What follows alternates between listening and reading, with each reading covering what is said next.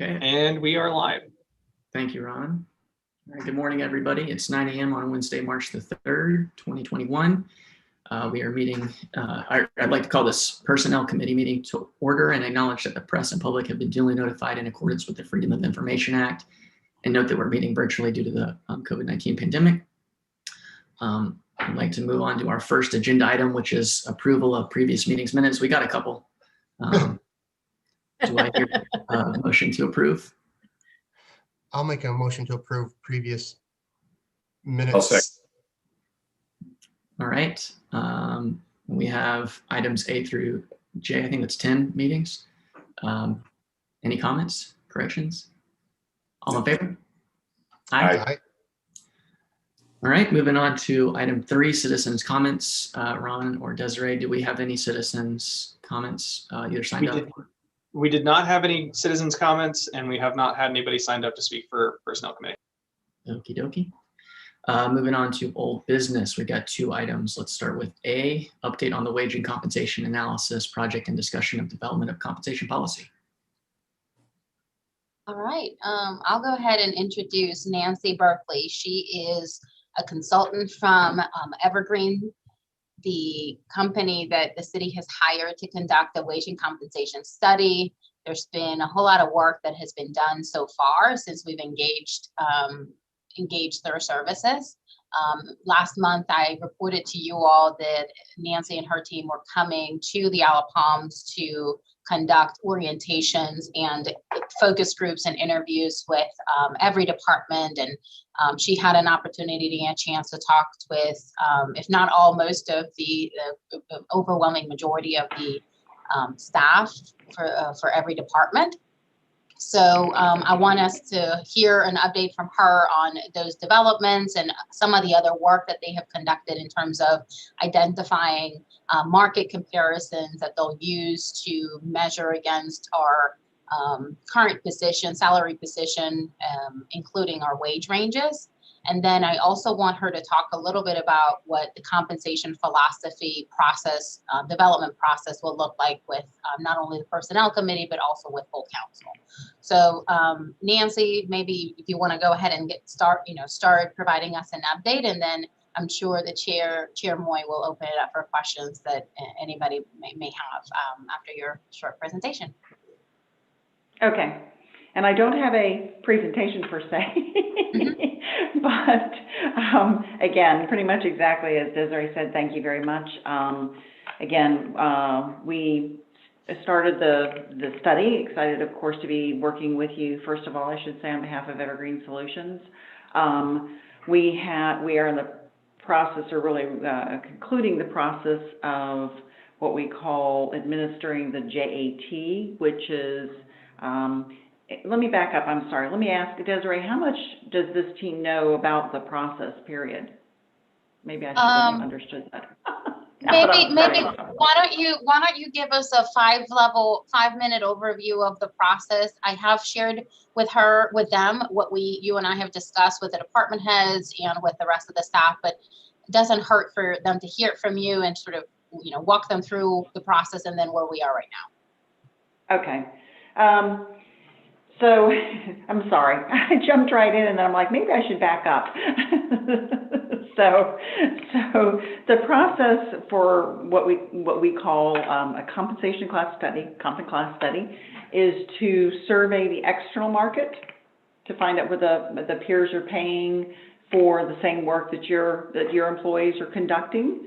We are beginning that. We are at the beginning of that process now. We're running, if you will, that part of the process, the external survey of the market. At the same time, or pretty much concurrently with what we were doing or are doing with the internal equity piece. Okay, that's called the external equity.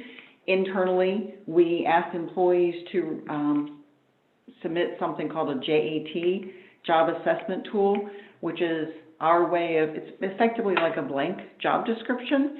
So it's our way of asking employees to tell us what the work is that they're doing. Certainly for some positions, firefighter, et cetera, we know generally what that work is. Certainly we understood, and I understood. I was the person who was there for what Desiree mentioned, and very familiar with, and Ron are very familiar with, which is outreach. I went and came and talked with employees there, including firefighters, understand the uniqueness, if you will, at Isle of Palms with what the firefighters might be doing there. You know, I heard jet skis, and so forth quite a bit. So I understand, we understand that. Those are the reasons why we come and talk with people, and that we ask them to complete this JET, because a firefighter in another area where they don't need to use jet skis and do water rescues, different scenario. So we conducted that outreach. We talked with employees about submitting this JET. They have already completed the process of submitting the JETs to us, if you will. And conducting supervisor review is a part of that process as well. We take the results of that and analyze that and say, what is that work that's being done at Isle of Palms? Again, my team does primarily studies for cities, counties, towns. So we're familiar with that work, but again, we want to understand the uniqueness. There might be some things that we see within the employees' JETs that go, okay, they are doing this work, but they really should be classified this way. Or it's some unique thing that says the complexity here is different than it would be someplace else. Could be different than even what we get from peers. So we have to understand internally, and we analyze that those JET results, which we'll be doing here in the next couple of weeks. We'll analyze the results from that employee JET process and say, what is the hierarchy of positions? What should it be at Isle of Palms? And what are what we call the compensable factor scoring? What is the relative worth of those jobs within the Isle of Palms? Every job period, when any consultant would do this type of study, analyzes internal equity, or would typically analyze internal equity in that manner. So we're looking at working conditions. Police and fire have a significant different working condition, for example, than somebody who's in an office. So we're looking at all of that in that internal equity piece. And we're right now going to be coming up on that part pretty soon, where we're analyzing that. Externally, we're surveying the market for what the market is paying for that same work. What we'll do, okay, so we get internal and external, okay, analysis, and then we take the results of both of those, and I call it sort of put them back together to make recommendations then for a pay plan that is what you want from a design standpoint, which leads into the compensation philosophy discussion, the type of pay plan that you want by a design standard, if you will, and where you want to be in the market. So those pieces then guide us in developing pay plan. We slot positions individually within that pay plan. So we look at every single position. We don't just go, well, you're behind the market by X%, so let's just change it, and everybody just gets in that new pay plan in that manner. We individually slot positions in that pay plan, and then we also recommend how you might want to take current employee salaries and place them in that new pay plan, all of which are aligned or should be aligned or will align with your compensation philosophy. Again, key to everything, because where you want to be in the market position-wise means where you would want that pay plan to be. I'm going to call it anchored. So we got a pay plan being anchored someplace within a market, and we can look at two different positions if you'd like us to. We can give you estimates. We can go, well, we at least want to be competitive. Most clients want to be at least competitive, but we might want to be ahead, or we might want to be ahead in public safety. That's an okay thing to do too, if you would like to do that. So there are some choices and some conversations around compensation philosophy that guide us when we're making these recommendations and designing the pay plan. So we have position, if you will, in the market, where if you just think of a pay plan, whether or not it's open range, another conversation. Open range is min, mid, max. Step plan are defined steps throughout a pay range. Typically more seen in either union environments and or public safety. Again, there's pros and cons to each type of plan. We can talk about that in a moment. And then the The other part of that is how to take current employees' salaries and place them in that plan. So you have a pay plan, you have individual salaries.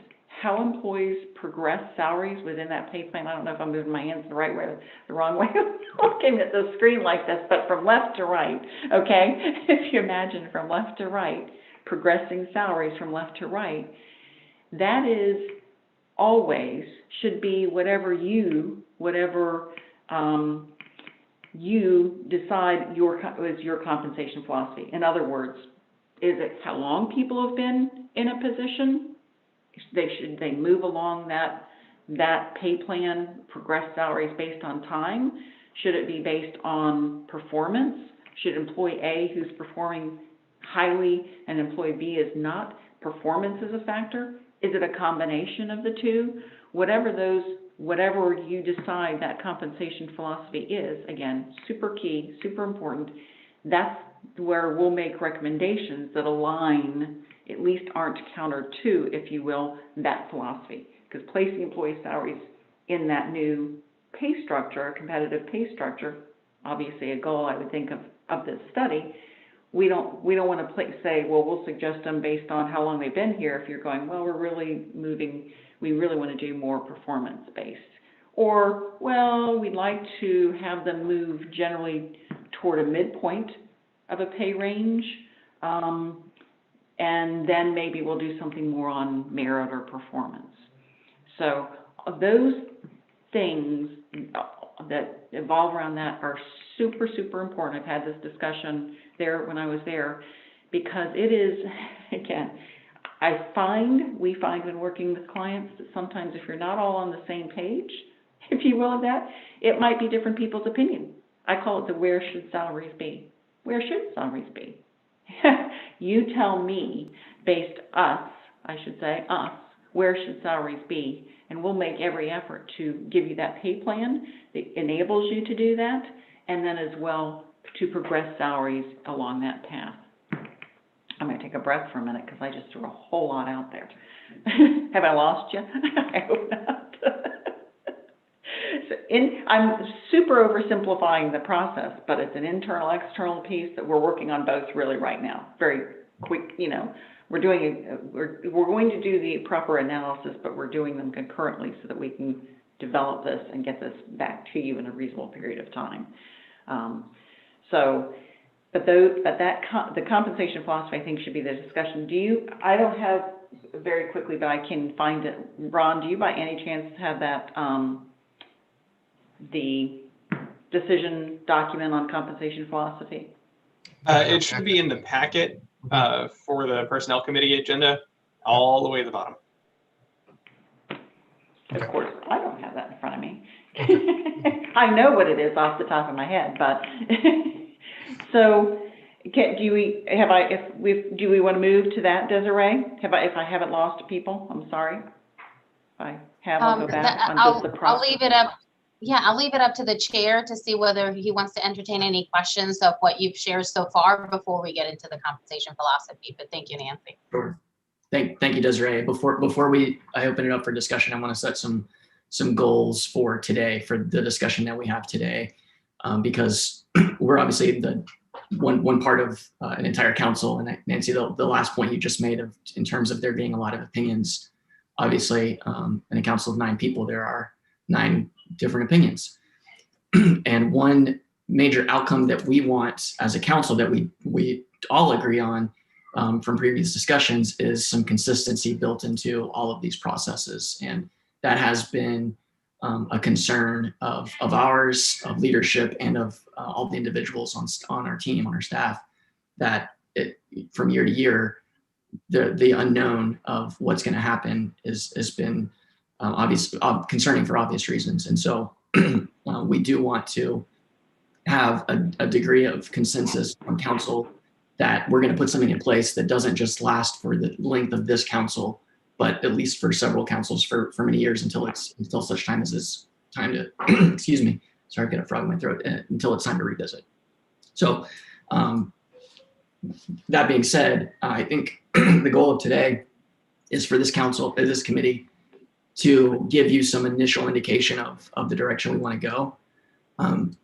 but I do think we need to involve full council because of the desire for this to be something that persists for a significant period of time. Committee needs to make a recommendation to full council, but we want full council to be bought in so that we've got that staying power of the direction that we take. So I will say, in terms of a goal, I don't know if we want you to take what we say today as, okay, now I know and I have full approval from Isle of Palm City Council. And Desiree, I don't know if you want to react to that real quick. And Ryan, I saw your hand. I'll put it to you in a second. But in terms of a goal, I think it's giving some initial indication of what you can hear from this committee. We'll then take it to council at the next at the end of this month, and then we can come back to you. I don't know how much that impacts our timeline. I don't think this is something that warrants a special committee meeting, God forbid. So, Desiree, do you mind responding to that a little bit? Yeah, no, you're completely, we're on the same page. That's been sort of our expectation that's been built into our timeline, to have an initial conversation with personnel, get some reactions, provide at least some type of guidance to Nancy and the staff as we, progress through the process. But the goal would be to have an in-depth conversation about the compensation philosophy with full council, whether at a regular Ways and Means meeting or the workshop, so that we can really delve into where council is, and we can get the recommendations from Nancy and her team about some of the things that y'all need to be thinking about and considering as we put together this compensation philosophy that will really guide the full, final recommendations of any adjustments, and will be the anchoring piece of this whole report. Okay. All right. And then before we get into discussion of those things, does anybody have any clarifying questions for Nancy? One question, John, if I could. Yeah, please. And thanks, Nancy, for all the work. It was the next part that we're going to jump into. I think it's going to help us out as well. But when you're talking about the JET results, did those go out to all employees, or was it a snapshot, or that's All really employees. it? Okay, got it. Yeah. Good question. Okay. Thanks, man. Just quickly, participation rate. Oh, yeah. 100%. Of course, I should have that handy too, but Ron, you probably have that more handy than I do right now. Yeah, it was 84%, if I recall So correctly, great. 84%. Mm-hmm. Yeah, great participation. What we also concentrate on is getting the participation for each classification. So we want to have input from the classifications, if you will. Again, for example, did every firefighter need to, complete one? Not necessarily, but I did need to know, we do need to know, that firefighters there may be, again, I'm oversimplifying, but there's water rescue involved, things of that nature. That's what we want to know. We want to understand it. Again, I can't stress enough, every single organization we work with, does have unique things that are going on. Now, we do work with other communities such as yourselves, certainly understand that, but there are different challenges, et cetera. Everything comes into play. So the more we understand that, obviously the more the data collection is the data collection, but how we interpret that, how we apply that in the analysis, give you the recommendations is the key part. So Yeah, I'd be interested in the participation rate by department because we have that. yeah, my general reaction is I would expect in a small community, small employee base like this, that participation would be close to 100%. Yep. Yeah. Well, just doing the math real quick, 84% of 93 employees is 78. So I mean, I agree. I'd like to see the departmental breakdown, but it'd be hard not to have a pretty solid majority of every department with that. Yeah, John, is it an indicator of a department that doesn't believe their input is being listened to, is what I'd be interested in. We had the JAT was open for several weeks. We've sent, multiple communications to the staff, encouraging, spending some time reviewing that. And we're in the process of now supervisors and department heads reviewing the input that the staff put in. So it's a very interesting process. We can't change anything that the employee has input, provided in his or JAT. But we can offer some clarifications or some additions to that report. So that's where we are currently.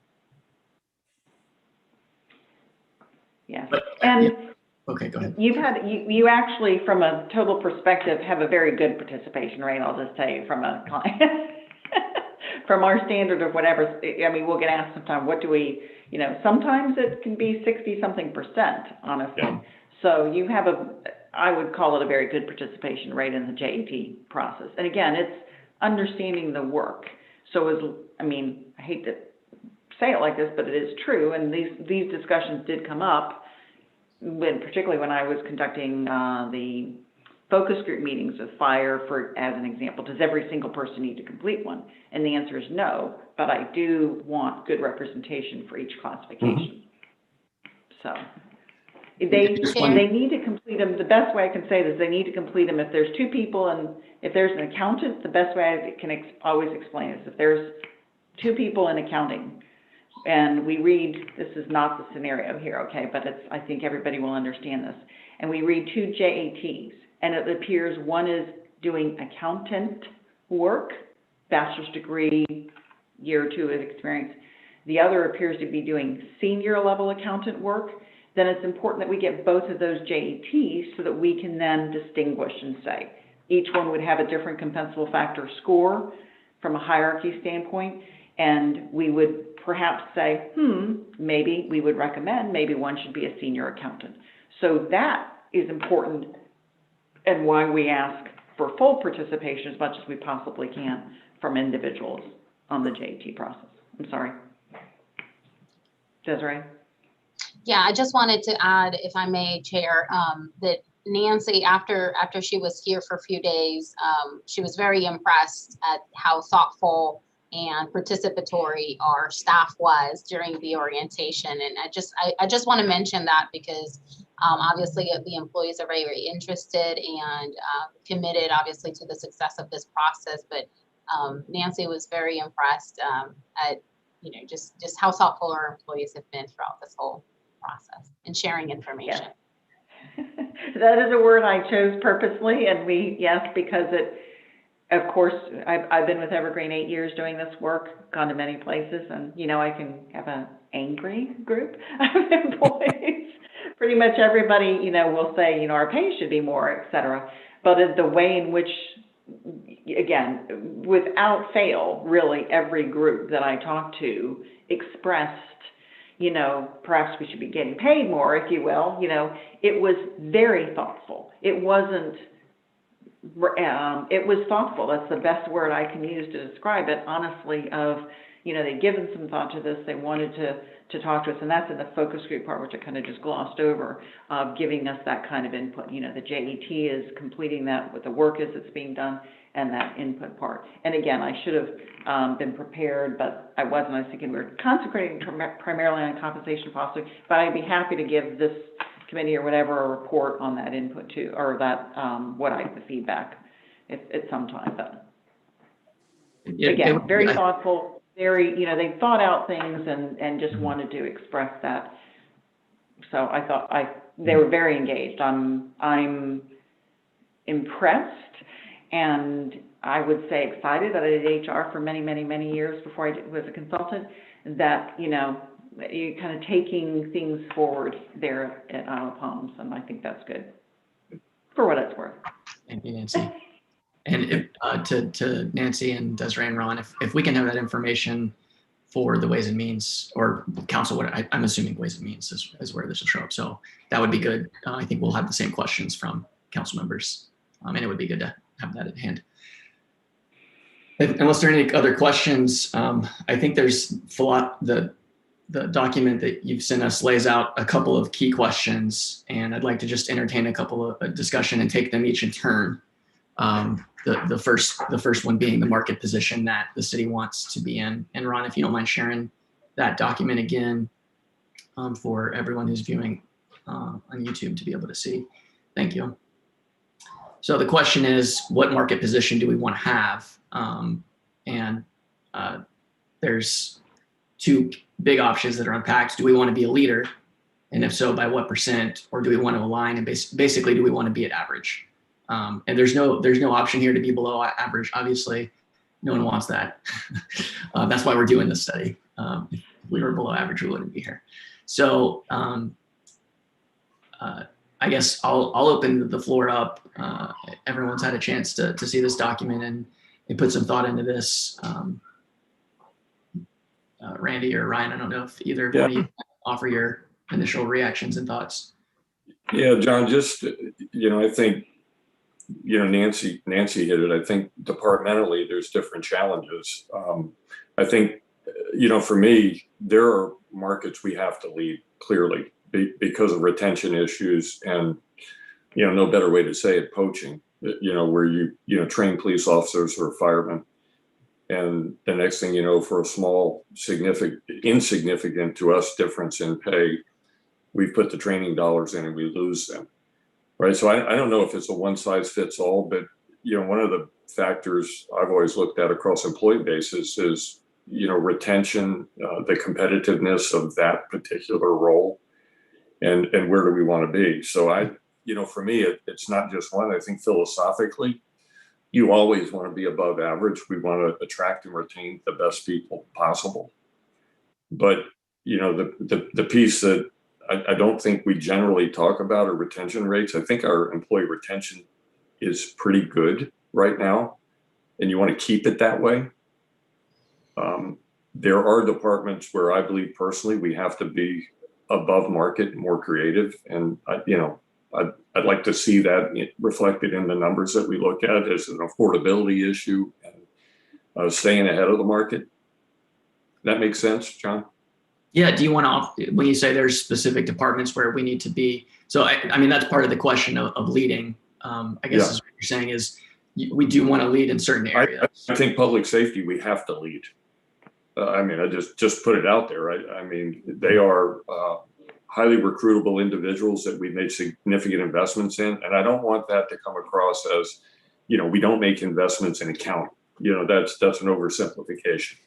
But we have had in the past issues of poaching and shortages. And, let's face it, we have growing communities all around us, where, in the Tri-County area that would love to have a lot of our public safety people. And, we look at, salaries that range in the mid 40s and you go, so somebody would leave, have a shorter commute for $2,000 more. That's unacceptable to me, that we would lose that employee because we're not above market. And I know I'm oversimplifying that conversation, but Ryan, you've been around a long time in this. I think you totally get what I'm saying. It just, I don't want to spend, 6 months training on a police officer or fire personnel just to lose them a year and a half later. It doesn't make any sense. No, I I totally agree with you, Randy. And the idea, like, we need to focus on where, like you said, with public safety in those places that we have, it's not problems, but areas where we have a large investment into our teams, and and they're being, for better words, poached. And because, like you said, I mean, the growth of the area, everybody's looking for those important positions. And so yeah, and like I said, it's hard to say without the study being finalized. It's hard to say. And while we want to lead, we need to know where we're at right now. Is going into this. Are we right now? Are we aligned with certain communities? Are we in the lead of certain communities?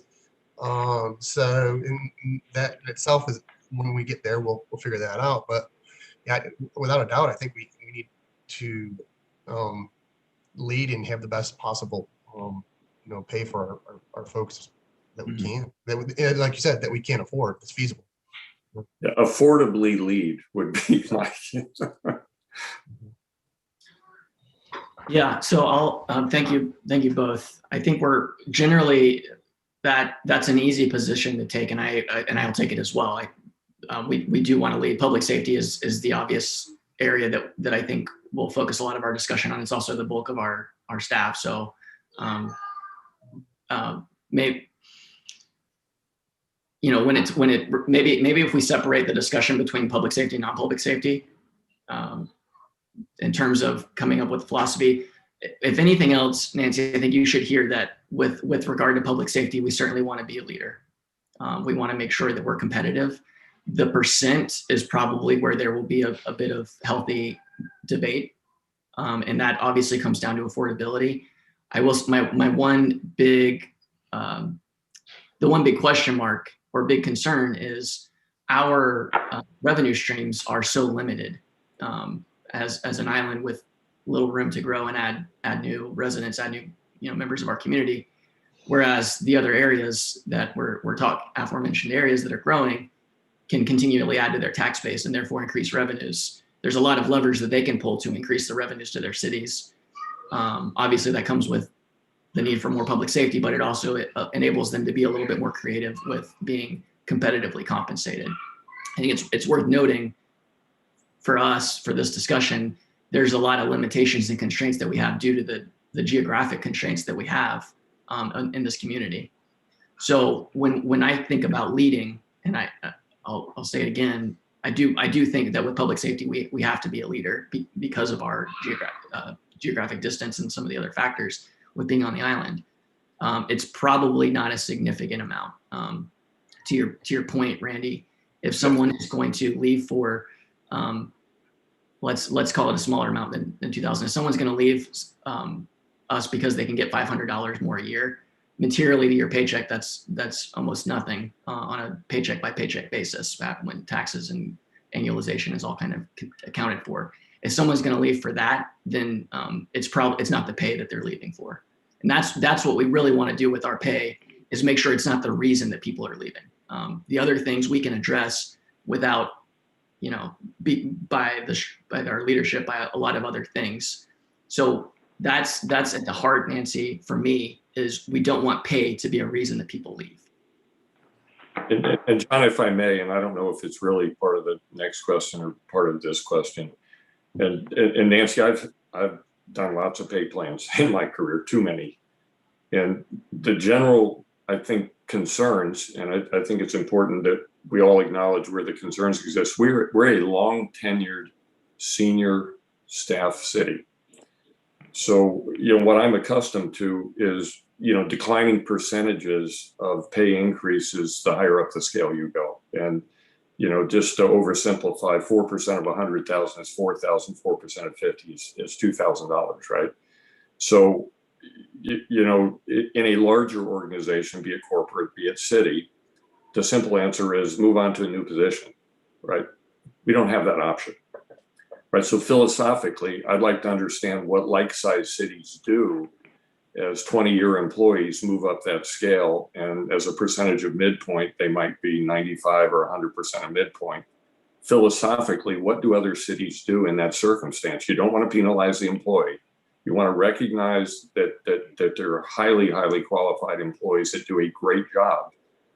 But going back, Desiree, 3 years ago, when I was vice chair of Ways and Means, I worked with Debbie Suggs extensively to look at, historically, where have salaries gone? And the numbers were, 50% increase over 10 years, to total salary pool. And it brings up questions of long-term viability without a change in tax base or something that generates additional income. And for me, I'd like to look in the context of, what is the practice in governments for how to handle this? I know what the practice is in the corporate world, but I am at a loss for where we go with this, given that, I'm not going to put names to it, but there are employees, we simply can't afford to lose that do represent that higher end, great contribution. But, if you come back to them and go, well, we only have 1% this year, it seems unfair. So, John, I don't know if I represented that well, but I think it's something in the overall philosophy that we really need to address. Yeah, I think that goes down to one of the other questions. I know they're all super interrelated. Yeah. I was trying to simplify things for an issue that's very complex by going issue by issue, recognizing that everything is interrelated. I think, and Nancy, maybe this is enough to go on in terms of we definitely want to lead, particularly as it relates to public safety. The percentages and some of the structural things will be tied both to our current state as well as the reward strategy that we kind of clarify in social discussion. Yeah, sorry for jumping ahead, John. It's hard to know which one these things slot into perfectly.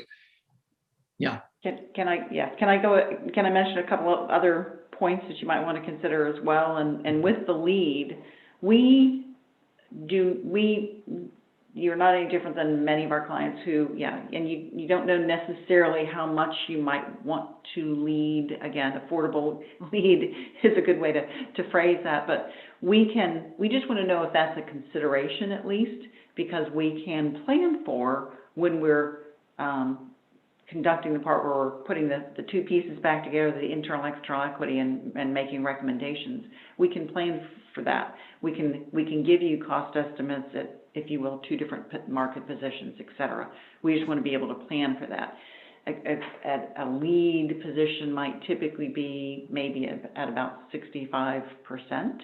So we could do, at least be competitive at the average, lead at 65%. We can cost a couple of different options for you, and we can make it so that we can select, for public safety, for instance, they're at a 65% and the others are slotted at a different percentage.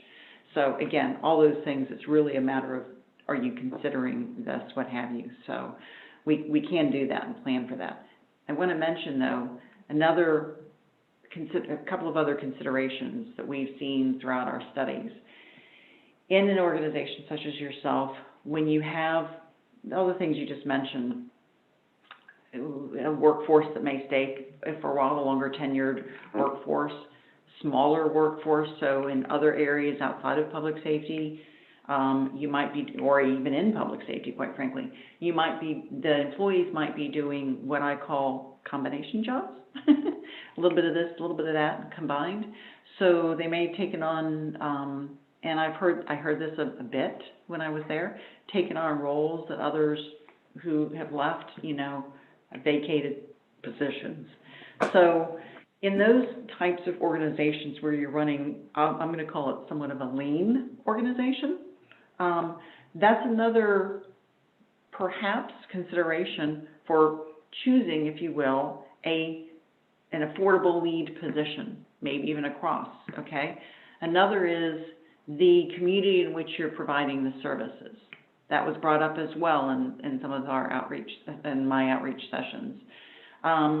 If the community and you both they're expecting and you're expecting to provide a higher level of service because of the community and where they live and et cetera, then you might want to have a lead position, anchor that pay plan in a lead position because of that, because you're trying to attract employees who are going to be providing services at that level.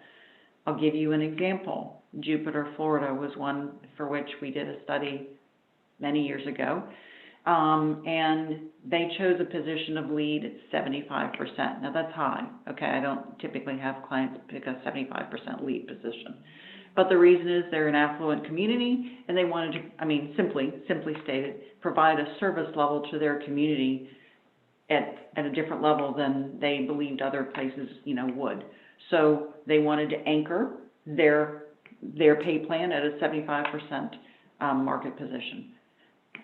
Again, throughout, when we're talking the other areas, do employees actually get paid 75%? Whatever. That's another part of the discussion. But again, all of those things are considerations as well that you might want to, put in the back of your mind too about this. What we really want to understand, and it's helpful just to know that you're at least thinking that's a possibility, because again, we can devise and set up our solution files so that it, we have some flexibility in that. Okay. it sounds like as it relates to market position, you have enough guidance from us for this phase. Obviously, like I said, I'm giving us a little bit of an out here because we are going to involve full council to give you kind of the real full on, here's the direction. But I think there's probably enough here. It sounds like in the nodding head. And John, just supporting what you say, I think it really is a ways and means discussion.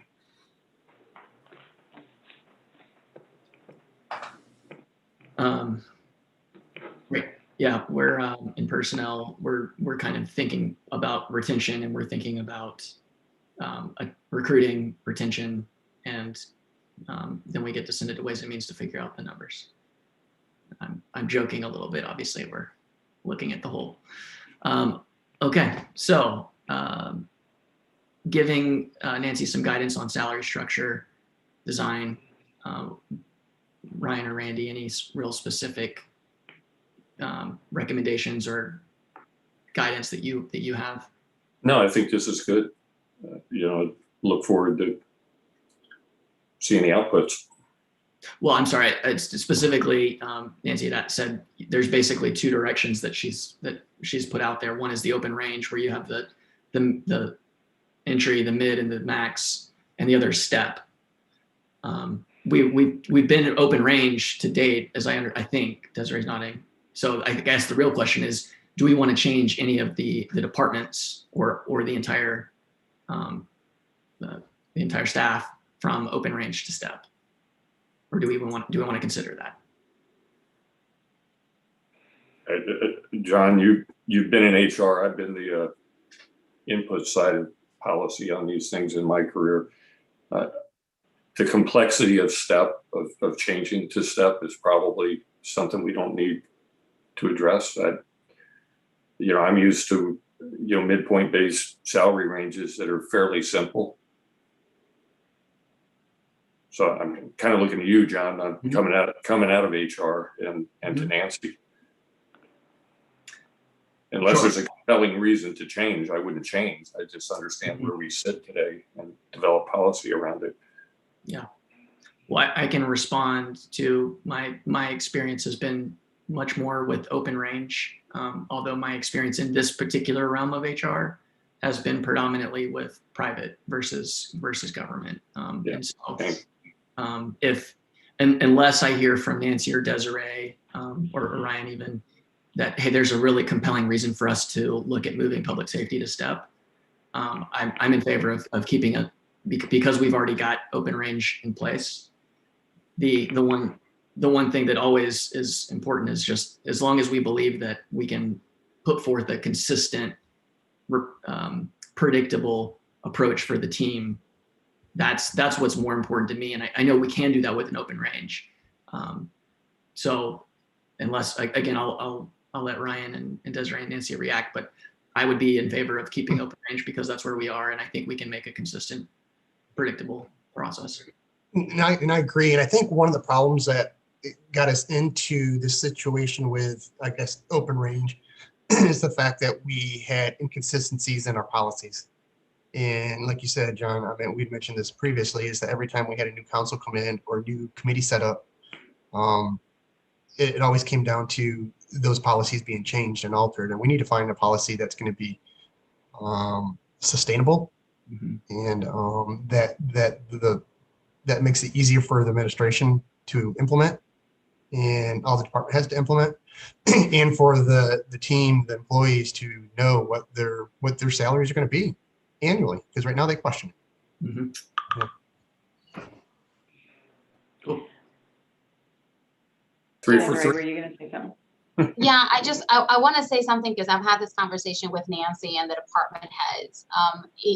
We're thinking about open range and steps as two ends of the spectrum. There is a sort of an alternative that it's still open range, but provides some very clear guidance about how people are moving or progressing between the minimum midpoint and the maximum range. And I think that the lack of guidance and the lack of sort of policy decisions being made to allow department heads to make decisions when hiring people, depending on their level of experience, education and skills. That is something that one of my assignments to the Evergreen team is providing some guidance for department heads to fairly and consistently progress people, not only as it relates to performance, but also assisting those hiring practices so that we don't find ourselves with having internal equity issues, depending on who comes in when and what kind of background do they have. So there is a hybrid system that we have been talking about that sort of takes the good of the step plan and the good of the open range and kind of marry and make a baby together. That I think would answer a lot of our questions or problems. Yes, thank you. I would, if I may say, yes, what I hear primarily, or again, and I did hear this from public safety, the idea of, would prefer, if you will, perhaps to have step plan, I believe is primarily based on what you mentioned, more, if you will, or at least to some degree of the predictability of what a step plan typically would show, or would, so-and-so can look at, and say at this many years, I'm going to be at this step. I caution everybody, I was around with Evergreen after the last recession, and we would get a data file from clients who had step plans. And in the data file, many times, and this is like, just a couple of years after the last of the recession, I'd say, well, the salaries aren't on steps. You've got people, you're giving me a data file, and I don't see that they're on a step. It's because we couldn't give the steps. So what appears to be the predictability sometimes in these uncertain times sometimes becomes not predictable anyway, unfortunately. I mean, obviously. But again, back to what Desiree said, we've worked with some clients who have come up with a more predictable, or at least goal, if you will, of we'll make every attempt to progress employees to the midpoint, which is considered market for employees who are performing proficiently and satisfactorily, in some certain amount of time. Again, all things, you can't plan for COVID and recessions and things like that. But in that vein, at least if you have a competitive pay plan, I firmly believe and see at least a competitive pay plan. Again, if it's ahead, even better. And then at least try to get employee salaries to that midpoint who are performing proficiently and satisfactorily.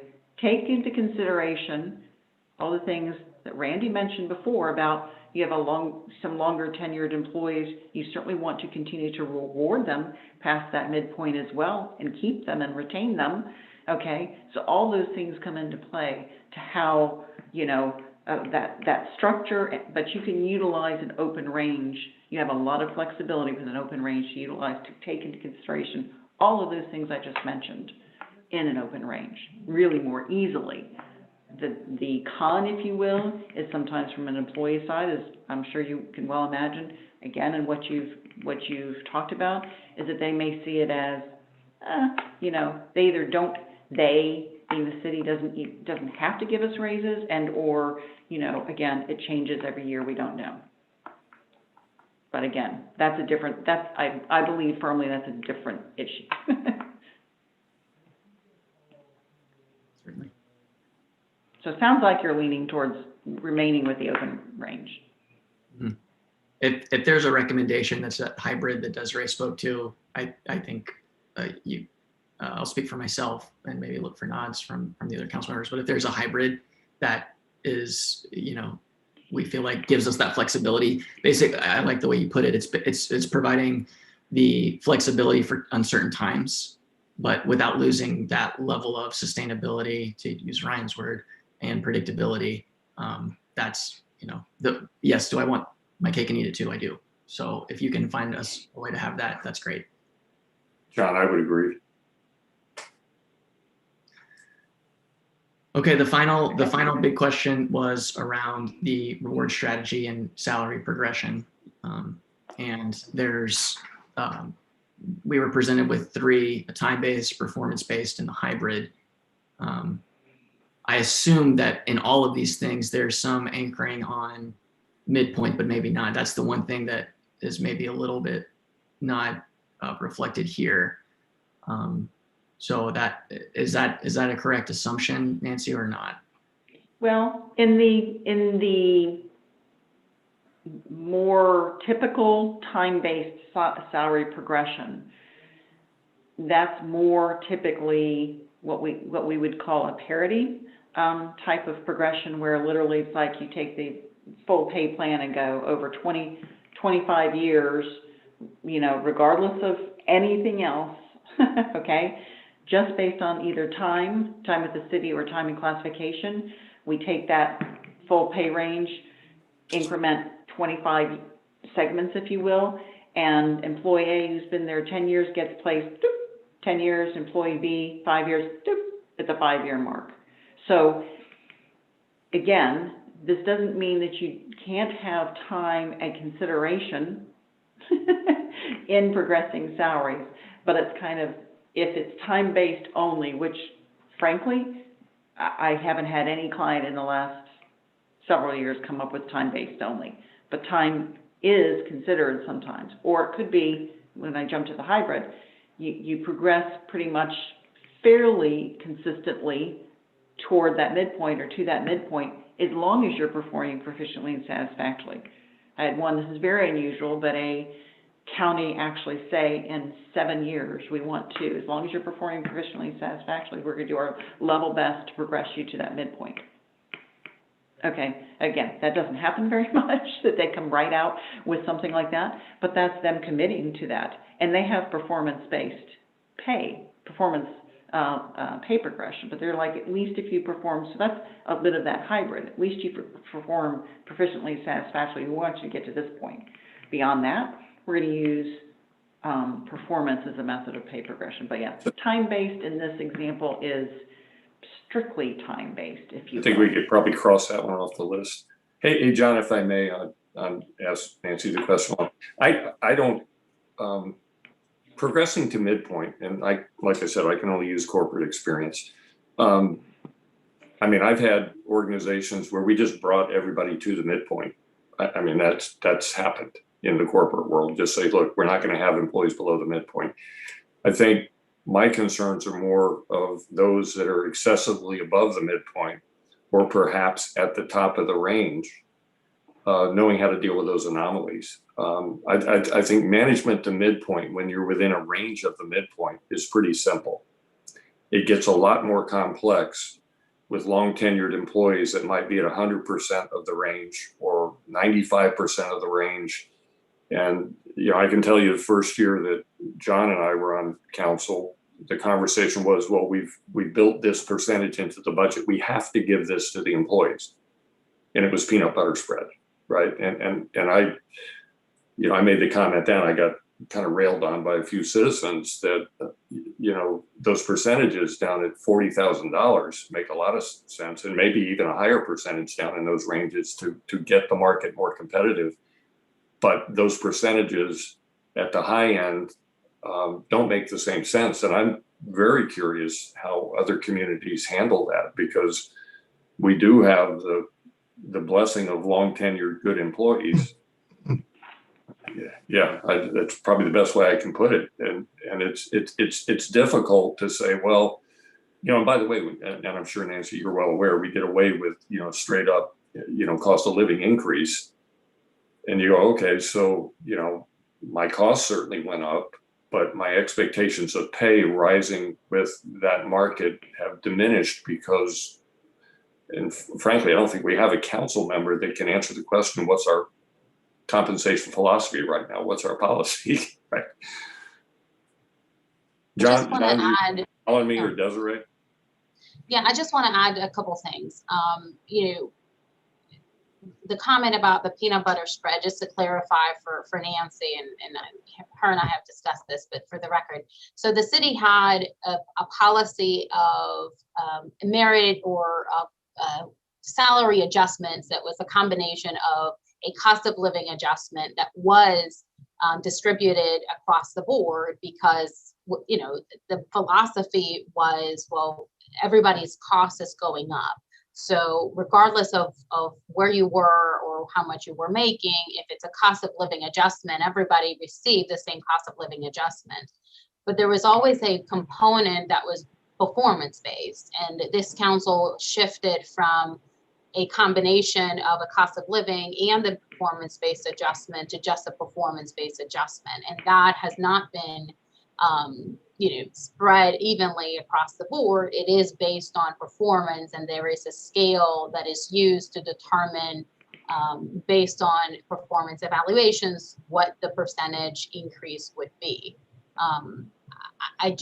Back when a couple years ago, when we did the analysis about, what do we do with people that are above midpoint, we have a very small community, and I think that we need to make sure and that we don't have a lot of redundancy in departments, and the long tenured employees do represent a huge value to the city because of the institutional knowledge that they bring. And, even though I completely agree that we do have turnover challenges with public safety, but I don't want to miss the importance of every other department that people do wear multiple hats. And if we do, lose one person, that is the one person that's doing their job, and there is no redundancy. So it would represent a huge loss to the city, losing long tenured employees, because we don't have this sort of redundancy in departments where people can grow into different positions, because oftentimes there is one position for that job. We don't have communications departments. We don't have in every department we have one person doing that same job. We don't, we have one finance director. We don't have finance assistants. So I think that just keeping that in mind, that when thinking about a compensation philosophy, there is a very real component of the value that these other employees do bring that should be considered. And Nancy maybe can speak to some of the feedback received. I think that we have to be careful too about the message that just focusing on folks below midpoint, that sends to our staff, because we don't want to create a situation that we get people, we're very aggressive to bringing people up to the midpoint, and then either stop giving adjustments or providing merit adjustments or salary increases based on people being above midpoint, and then start losing people at that point, or give the message that we can afford to lose people after they reach the midpoint. And I certainly don't think that is the goal, but that could be an unintended consequence of such a policy. Desiree, you said it politely. We have zero backup plan for certain jobs. We do, correct, and that's just one thing to consider when we think about people who have been here for a long time, and whether or not they should be compensated or compensated differently because they've been here for so long. Because we can lose them, and we don't want to. I certainly don't. I'm gonna state my position real quick and see if it how it lands, because on this one, I don't have a strong philosophical position except for not having pure time-based. So taking that off the table, I personally am hoping for a good recommendation from Evergreen on what we do, versus saying, here's the direction we want you to take it. The only guidance I personally have is not strictly time-bound. I would agree, John. I'd look for a recommendation, because we don't know how to deal with this. How's that, Nancy? Well, we could certainly deal with with that. And again, you bring up a couple of different thoughts again.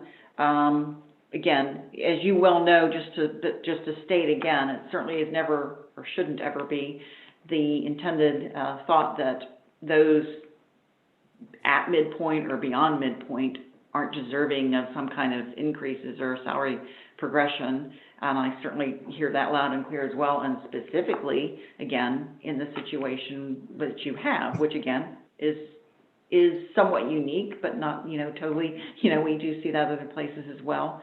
But again, it goes back to how to the employees who are, if they are compensated significantly ahead of a midpoint. As you well know, I think the entire committee knows, the thought in a corporate world, if you will, is they're already being paid market. So they're being paid above the market. And that is why in a corporate world or private sector world, many times, while increases generally do, continue on, but again, as you mentioned too, there's other opportunities sometimes to move up as well out of that position. So while those employees are progressing, I call it to the right, they often move up in position as well. And there's limited opportunity there. So again, we'll do our level best, if you will, to help you with a philosophy that sort of threads that needle that says, absolutely, want to, of course, get as many people as you can to that market position, but certainly not at the expense or not to consider the fact that those beyond that midpoint and those longer tenured employees, the size of your organization wanting to retain employees, et cetera, even those that are coming up, to see that picture that if I stay here a long time, I will continue to, I won't just be stopped at this point, if you will. All those things will come up with recommendations.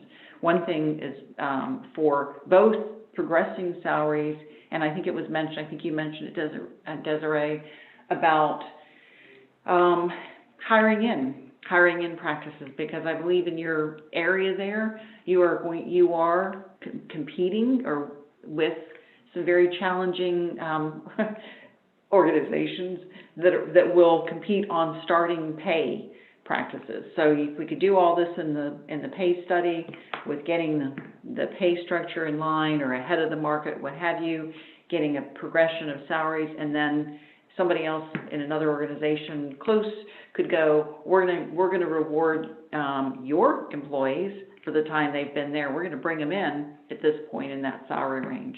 So that's a new hire salary practice, which we should want to talk about as well, and I think you want us to do, Desiree, as well, of giving employees a way of, and we've done this with a couple of clients, kind of go back, if you will, and say, okay, what did employees bring to the table before?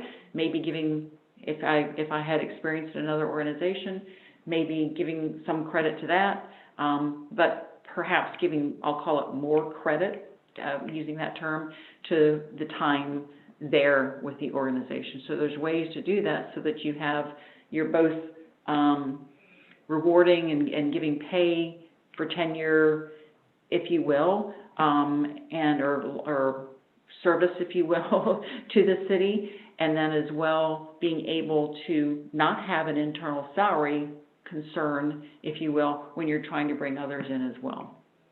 And John, if I may, it's a little bit tangential, but I think it's part of the overall ways and means discussion. And I'll put my corporate hat on.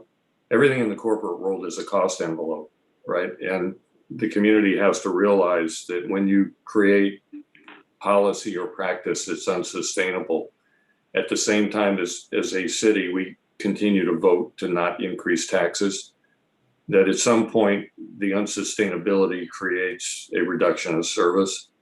And I just encourage, as we look at this philosophically, that we understand we can't continue at a certain pace without increases in revenue. And for us to not have that conversation alongside salary philosophy and practice, I don't think is doing the city a service, right? Because there's a continued, we're always want to give the best of everything. And we have essential and non-essential services. And I think we have to put everything in context and recognize in the overall discussion, there is a point to which you can't do this. Right. So, John, just it is a little bit philosophical, but I think there is that point that needs to be discussed alongside any, and we're not doing step function, but philosophically, we want to continue to do the best that we can do within the cost envelope that we have. Right. Well, and I'll Ryan, I'm not going to cut you off, so if you need to chime in, but I'm going to, I think, wrap this discussion. Nancy, I feel like I'm getting the sense that you have the guidance that you need from this committee. I feel like I have enough, and hopefully Desiree, you do too, to go to Ways and Means. I do like to your point, Randy, the example with Jupiter, Florida, and them explicitly saying we want a higher level of service. That's a discussion that we need to have in Ways and Means, because if we do want, we need to define what that higher level of service is across departments and which departments we want that higher level of service, and then B, what is that? What are the implications there from a tax and revenue standpoint? Right. Because you can't just say I want all of this stuff without having that reconciliation. So we'll have that discussion in Ways and Means. Nancy, are there any open questions that you were hoping to get out of today's meeting from us? No, that's been I have the general guidance that we need, and appreciate it. Good. And Thank you, Dan. thank you very much for everything. Any changes that come out of our Ways and Means in 2 weeks will obviously be communicated to you post haste. Okay. Thank you. Thank you all. Thank you. Hi, Nancy. Thank you so much. We'll talk soon. Thank you. Okay. Great. Thanks, everybody. Let's move on to old business. Item B, update on hiring for the position of fire chief. Okay. Am I unmuted? Yes. Oh, okay. Well, as I have reported to you all, unfortunately, Battalion Chief Hathaway has declined the city's offer for the position of fire chief. I am looking for some guidance and discussion from the committee about where we go from here. I think that we all have and agree in having a high level of confidence in the city's hiring process that the joint hiring committee followed for not only this position, but other positions that the city had been tasked to hire recently, which was a confidence that was also shared by the final candidates.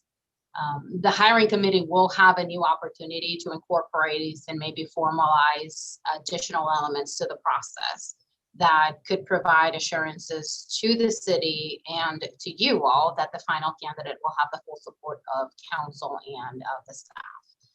In terms of a transition period or a transition plan throughout for the next couple of weeks, depending on the process that the hiring committee decides to follow, shortly, I have continued to meet with our battalion chiefs. I had another meeting with them this week, and we agree on continuing the same transition plan that's been in place since former fire chief Ann Graham, when she retired at the end of December. Battalion Chief Hathaway will continue to be my point of contact and responsible for purchase approvals. The battalion chiefs from each shift will continue to be responsible for day-to-day operations, and will continue to rotate in the event of the need of any of them to return to the island to assist in any type of emergency situation. So again, I'm looking for some guidance from the committee so that we can develop a new strategy or a new plan to find the city and the department a new fire chief. Thank you, Desiree. And I'll add a little bit of color that essentially the lack of unanimity coming out of council behind one candidate was really the key driver here of that decision. And I think to that point and to what we've heard, and Desiree, I think what I'm hearing is that the joint hiring committee should reconvene, and we should consider that we should open up the hiring process, start accepting new applications, and begin anew to make sure that we can put forth a candidate that has full support of everyone on council. Yes, Randy. Yeah, I just add, I agree with that. And I just got to re-echo the minority vote on that without unanimity. If anyone expected a different outcome, they weren't living in reality. And I think it's very unfortunate that any time that we have majority votes, that we don't stand behind it, particularly when it relates to individuals and people's careers. I don't think we have a choice but to reopen the process at this point. I I guess we'll get back to the joint committee and we'll figure that out then. So Desiree, do you need more from us? Well, will, you know, typically the personnel committee sort of sets the policy for the hiring process, and for the fire chief process that we started late last year, it was decided to have both the public safety and the personnel committee sort of together decide any next steps. If that is what this committee continues to recommend and pursue, then we can have this discussion with the public safety committee tomorrow, and then put together some sort of timeline and expectations, right, for another meeting of the joint committee, that you all can decide what the next steps would be. Yeah, I just add one thing to it. There's certainly been enough background noise about the process. I would just say that anybody in that combined committee that believes the process is not sound, then that's the point in time to have that discussion also. But I don't think we have the luxury of timeline to start debating the process that we've used in other essential hires. Yeah. Well, I'll make one comment to that. I've stated all along, no process, no matter how great, no matter how wonderful, is ever going to be perfect, because it's made up of people. What I think we can do is look for, as we should always do, look for opportunities to improve. Yeah. And I do think there's some things that we can do different and do better. But at its heart, I totally agree. And we heard from every candidate who participated that this was the most rigorous, thoughtful process that they've been a part of. And we got some compliments from the external candidate that was actually the most experienced, most tenured, went out of his way to commend us on the level of thoughtfulness and intentionality that we put into making sure that we were looking for the right person. So I have, we do have a great process established, but there's also room for improvement.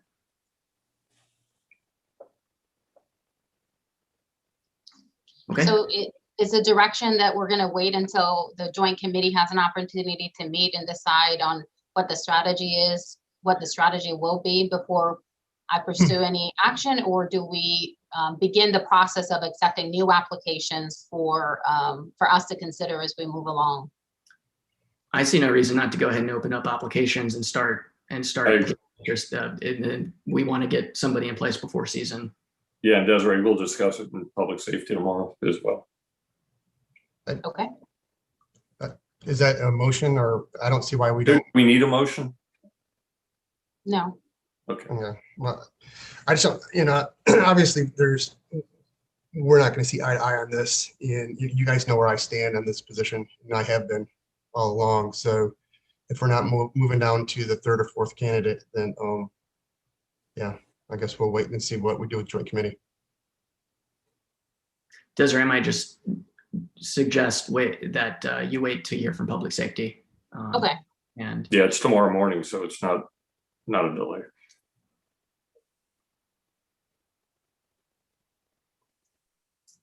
okay. All right. Okay, moving on to new business, the operating budget for City Council, General Government, Building, and Planning Zoning Departments. All right. So the Personnel Committee typically reviews the operating budget for both general government, which is my department over here, building and planning and zoning, and mayor and council. So I'll go ahead and get started. I sent you all a revised document this morning. There were just some small changes that we had made before, since you all received the first one or the one that's in the budget. So Ron is sharing the updated document in his screen, and we'll be updating it in the packet for future reference, but that's the one I'll go ahead and discuss with you all. So for mayor and council, not a whole lot of changes from FY21. There are some reductions in the retirement expense and group health insurance for council. FY21, because we just had an election, assumed that all members were going to participate from the health insurance program. All but one is participating, so you'll see some savings there. Going back to the general fund, general government budget, I just want to touch on some highlights. The FY22 budget assumes the 2% the 2% merit increase that's budgeted in FY21. Personnel committee had recommended that the city consider reinstating the FY20 2.5 merit increase. That full council has not yet made a decision about that, and we're expecting that at the next Ways and Means meeting, I think it'll be the workshop, the budget workshop, to all council to provide some guidance about what we do with that 2.5, which would be implemented in FY21. This first draft does not include any placeholder yet for any adjustments that result from the wage and compensation report. So that'll be a change that you'll be potentially, that you'll be seeing in a future draft. That component, and also a merit component. We've talked about wanting to try to have a consistent merit pool discussion and policy. So whenever that is decided by council, then those numbers will be incorporated in the salary and wages, and that the impact that would have on retirement, FICA, and the other sort of fully loaded costs associated with that. Desiree, quick question on that. We didn't talk about a timeline for completion for Evergreen as it aligns to the budget process. Do we have that? We do. The goal is to have that final plan and final report before you all have to consider final approval of the budget. So yeah, we're working hand in hand to make sure that's provided to us all before the budget is approved. So another highlight from a difference from FY21, we've created a new IT account. Before we had all of these expenses sort of isolated in different accounts. We've consolidated them and created one for each department. And this was assisted by our new IT vendor, BC3. They have provided a full, very comprehensive budget of our needs and their needs when it comes to our IT. So that's included there. You have we have included a new agenda and video software for approximately $34,000. I'll let Ron sort of give you all an overview of what that is. There are two components here. There is one software that assists in the creation of agendas and packets that sort of organizes that whole process from what we currently have, which is not very organized and could be very much improved. That is about $3,000 that we're moving forward with, but there is another component for $30,000 associated with increased transparency and video software. So Ron, you are much more articulate when it comes to IT than I am. So if you don't mind providing just an overview of what that program and that project would look like. I would love to. Thank you for the opportunity to speak. The piece of software that we have been looking at currently offers essentially two separate pieces. One of them is the agenda creation software itself. It's a software as a service online kind of setup where we would create individual agenda items, assign them to meetings, and then you can track things as they flow through the process a little bit better than our current method of essentially just sending agendas back and forth between Desiree and I and trying to make sure that we have all the right things in the right place and get things out ahead of time. That would drastically increase both our efficiency around here so that way we can spend more time doing the actual things that we talk about on the agenda instead of just creating the agenda. And then the second part is a live transcription service, essentially, which would make a transcript of any meeting that's ongoing. And after that meeting is over, that transcript becomes searchable to where somebody can just go onto the website and say, like, for example, if we're talking about the wage and compensation study, they could just type into the search bar on the website, wage and compensation study, click on whatever comes up, and they are taken to every instance where anyone has ever said the words wage and compensation study in a meeting. that live part of the video as it was recorded, and it just starts playing as soon as I click on it. Now, this $30,000 number or $35,000 number that's in here includes 120 hours of that service. There are increases in price as we use more hours. It kind of works like a cell phone plan. You can purchase a bulk number of hours at the outset, and then if we determine that that isn't enough, just going off of the number of meetings that we had last year, I don't think that really would cover us. It would probably get us Ways and Means and City Council, but not all of the, Board of Zoning Appeals and Planning Commission and individual committees and emergency meetings kind of stuff. But the other section of this is the hardware to install in the council chambers to ensure that that live streaming is a little bit more dedicated than what we have now. Right now, we're using YouTube. As we have seen on the February 10th meeting, there is the chance, though it is extremely rare, that something could go wrong with that upload, and we might be stuck in a position where we have to try and find recordings of that meeting from somewhere else. This particular software, especially with the live transcription and the hardware suite, would allow us to essentially host all of our own video. So we'd have a separate section of the website that has all the meeting videos in its own, what's called an iframe, which is essentially like a website in a website, where you can go through and see everything both live and recorded, and it's very clearly laid out and organized to make it easy to find what people are looking for.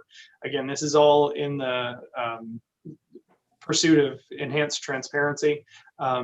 There is a voting system that goes along with it that we haven't really discussed in detail yet, but that would be part of that enhanced transparency as well, where you guys would have like tablets essentially on the dais that you could just say aye or nay when you do your votes, and that would all be displayed on the website in the minutes accurately. Not that Nicole is not doing a wonderful job of that right now, but it would automate a little bit of this, which would make life easier on her. So, any questions? I've got a couple. I'll let Ryan and Randy go first. Go to Ryan. Ron, I'll go through it. This information is good, and I love for us to move forward for something like this. I know you based it. What did you base your the funding on? Was it just normal amount? I mean, just because you said it wouldn't obviously, meet the needs of the meetings that we had last year. But let's say if you went through and based it on, our 12 regular council meetings or 12, Ways and Means meetings, some committee meetings, would that fall into here? Correct. Yeah. So what we did was we looked at the number of meetings that we had in, I believe it was 2019, and multiplied that by 2, assuming 2 hours per meeting, looking at specifically council and Ways and Means. And then that's how we came up with around 120 hours should be able to do us. We did ask, I did ask Ron to reach out to this company to just ask them for what the cost would be if council would like to have that same capability for every meeting. Just like a cellular plan, if it's up to 300 hours, how much that would be, and maybe help make that decision, whether we do it for every meeting or just for the Ways and Means and Council.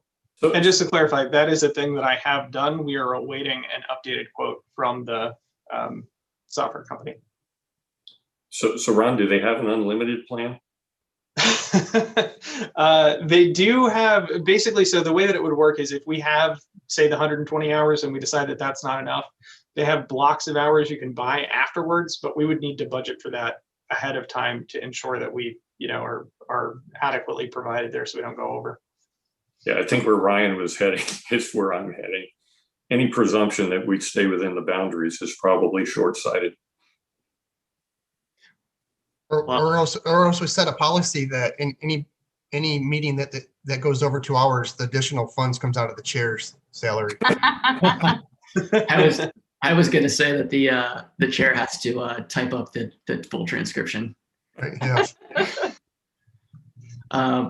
Yeah, no, I was going to make a similar joke that maybe we set a limit and we have a meter that shows how many hours we burned throughout the year, and got to start making those meetings a little bit more efficient. These meetings, I shouldn't say those. This is one of them. Okay, I do have a question. So it's a transcription, not a subtitle service. Is that correct? So it's both. It is a both, right. live transcription service, which does subtitles, and then later that transcription becomes searchable. Okay, making sure. That's wonderful. I'm really glad to hear that. The other question I had were related to the agenda software. I'm assuming this doesn't consider tying agenda items to strategic goals or anything like that. So there would be a section for that. We have some essentially custom fields that we'd be able to put in there where we could say, like, you know, have every agenda item have a thing that gives you what the strategic goal it's aligned with is. And that would just need to be provided at the time that we add it to the agenda or add it to the database. That's fantastic. And I don't know what the reporting capabilities are, but I think we made some great progress on the projects page listings that the staff has added to the website. This would be another layer of transparency that I think, depending on the reporting capabilities that come out of this software, being able to show here's the action that's being taken against these specific goals that we've identified as a city would be really welcomed and really valuable for the community and for council. And John, just the adder to Ron. Ron, have you looked at the cost savings? I mean, we always look at what we're spending, but I would anticipate that staff time cost savings is pretty significant with this. Yes, I would argue this is going to be a drastic improvement in efficiency and staff time. I would just recommend for Ways and Means that you make some attempt at quantifying, because people always look at, I can't believe you're spending this. I actually think it's a net gain to the city. $1 million, Randy, $1 million. Yeah, but seriously, we know the time you all spend on, you know, doing things that are hard. This will significantly improve efficiencies. Well, and I just want to add to that the $30,000 component for the video part is $20,000, and then a $10,000 number for the initial onboarding, that it's not recurring. So the recurring costs to the city are approximately 20 to 23,000. So the cost is higher this year just because we're installing and starting it new. And again, a lot of that depends on what exact specifications we go with regards to this. This is sort of a middle of the road option. There are better versions of it available, essentially, like that $20,000 number that we talked about just a moment ago. That is I believe it was 120 hours on that one.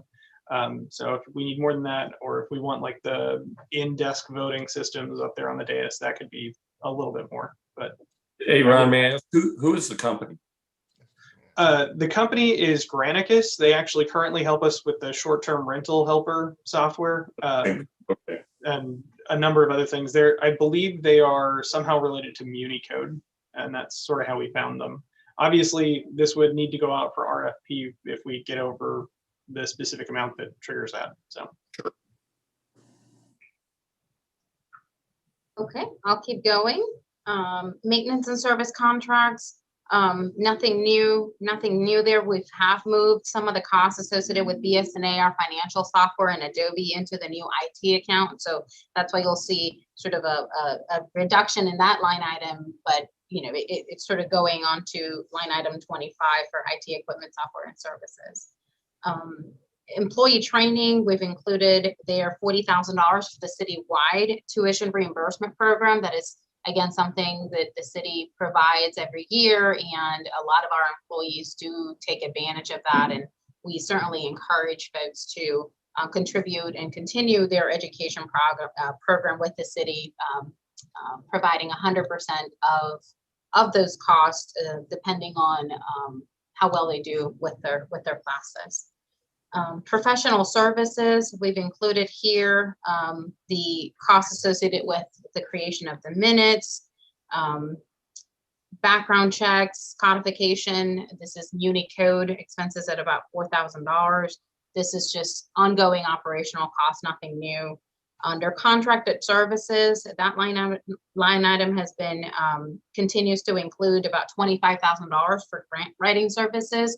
We haven't used that. We haven't used any of that this year, but we do anticipate engaging these services this coming year as we get ready to start the construction of the Phase 3 drainage project and other drainage projects that the city has in the pipeline. So we'll be taking use of those funds shortly.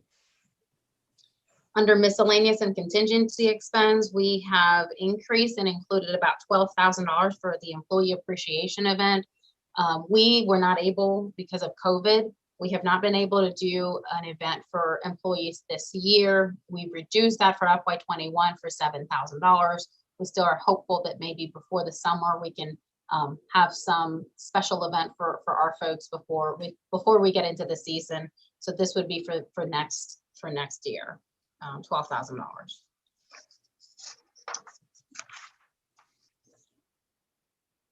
Capital projects fund. Again, we've included here the new IT account for capital projects for those items that are capitalized. Here you can see the $25,000 that we've included for upgrading the audiovisual system in council chambers. We are still refining that number, getting quotes to ensure that does cover in what our expectations are in terms of the equipment and the systems we want implemented downstairs, so that when we start conducting in-person meetings, that experience matches or even exceeds what people have been used to with the flexibility of Zoom and live streaming through YouTube. We've also included under capital outlay the 2 FEMA flood mitigation projects. We talked about that when we discussed the capital projects, the 10-year capital plan. $453,000 and $267,000. Both will be 100% offset by grants. The city serves as the subrecipient, so we receive the money from the federal government, distribute it to the actual applicant, and the city is then reimbursed by FEMA. Under Muni ATAX, I do want to update you under line item 61, maintenance and service contracts, the provision to trim roadside palm trees. We currently have a 3-year cycle. I would like to increase the frequency to every 2 years. 3 years is not quite enough, and sometimes they look pretty rough, and I don't want to have to wait another year before they can be serviced. So that number will be increased to about 13,000. So you'll see that change in the next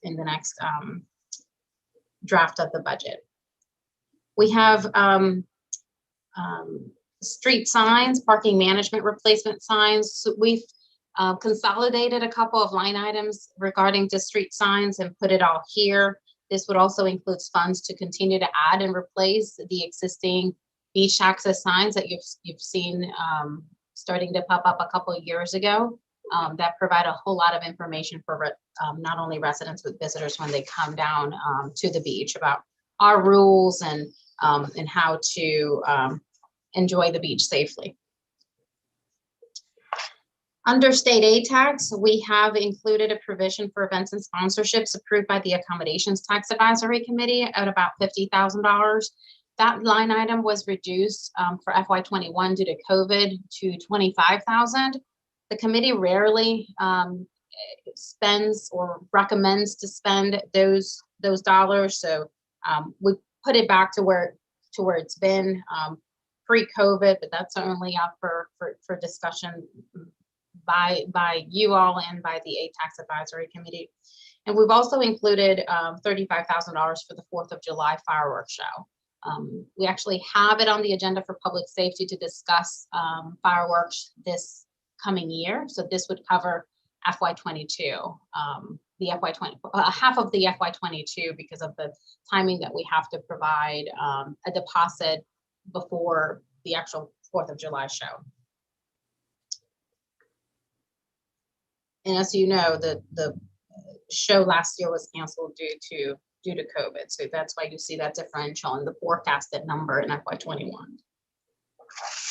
We've also included the tourism promotion provision for state aid tax. 30% goes to an organization that has a tourism promotion program.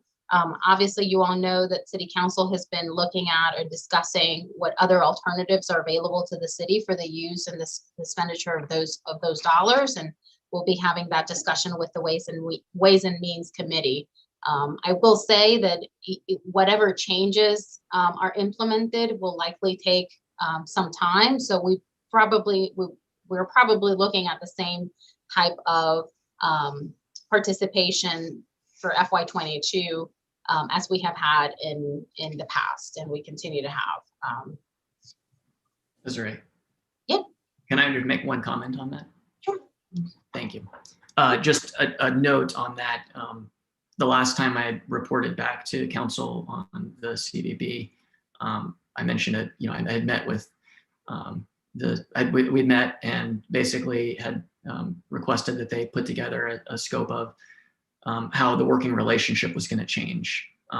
And I hadn't heard back from them. I got an email Monday or maybe last week from the CVB that mentioned a few other items, to which I responded and said I was still waiting for the scope of work. So all that to say, the indications are the responsiveness hasn't changed even after making that request. So I would double down on my request to city staff that work with Folly Beach, work with whomever to figure out what they've done. It sounds like what Folly Beach is doing is working well for them now that they've got it in place. And I think we can enjoy the same level of success, if not more.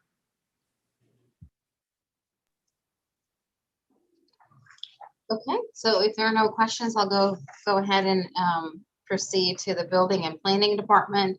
This is a pretty simple department, not a whole lot of changes. We did include in the new IT equipment and software and services line item 22, continuing the engagement of the new STR software for the building department. That has been moved from line item 24 to 22. So that's that difference at the 13.5 reduction in line item 24 is included in the new IT account.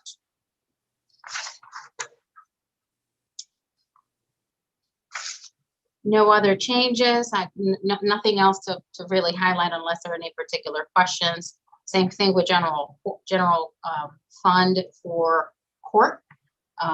Just adjustments to salary based on the assumptions for merit increases.